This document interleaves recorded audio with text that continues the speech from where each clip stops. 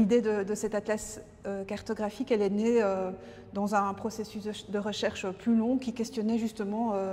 nos capacités, nous, professionnels de l'espace, à représenter le territoire et le paysage dans toute sa complexité,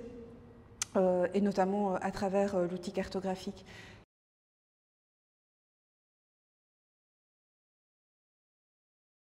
J'ai mis en place une méthodologie qui m'amenait d'abord à comprendre très finement un territoire, et puis ensuite à essayer de le représenter. Et cette compréhension fine du territoire, elle s'est faite à partir d'un dispositif d'enquête de terrain assez long, où j'ai rencontré des acteurs locaux, plutôt des gestionnaires et puis aussi des habitants, et je les ai emmenés en promenade avec moi pour qu'ils me racontent à quoi ils étaient attachés dans leur lieu de vie. Donc tout ça s'est fait à Walcourt, parce que j'ai été accueillie par le centre culturel de Walcourt qui m'a aidé à constituer un réseau de témoins.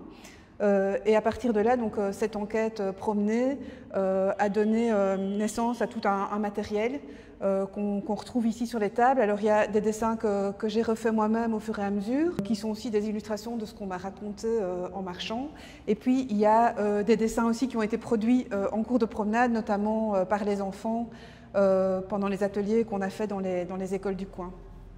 Il y a aussi des petits outils de travail qui étaient ces cartes mentales qui ont été dessinées par chacun des témoins qui m'ont accompagnée et qui expriment les déplacements habituels et récurrents que chacun fait sur le territoire et les lieux qui expriment pour eux des repères dans le périmètre qu'on avait défini. Une fois que j'ai eu tout ce matériel, j'ai dû d'abord le retranscrire aussi en texte et puis le répartir en espèce de grande thématique avec toute la difficulté des superpositions entre les thèmes. Et je suis arrivée au total à 5 grands thèmes et 10 cartes, donc 5 cartes recto verso, dans lesquelles on retrouve à la fois des données plus objectives qui m'ont été transmises par les experts locaux dans une sorte de cartouche. Et puis, on peut regarder ça là-bas,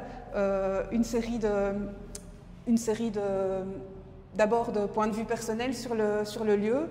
qui sont généralement à cheval entre la légende de la carte et le dessin en lui-même. Et puis dans le territoire même qui est représenté, on retrouve aussi toute une série de témoignages des habitants qui sont représentés aussi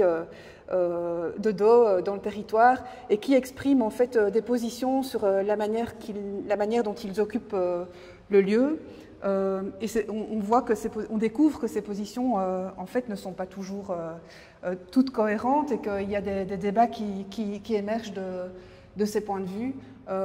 d'où l'idée aussi que ce travail de représentation d'un territoire habité pourrait être un outil avec une valeur politique, en tout cas qui questionne les manières d'habiter ensemble un terrain.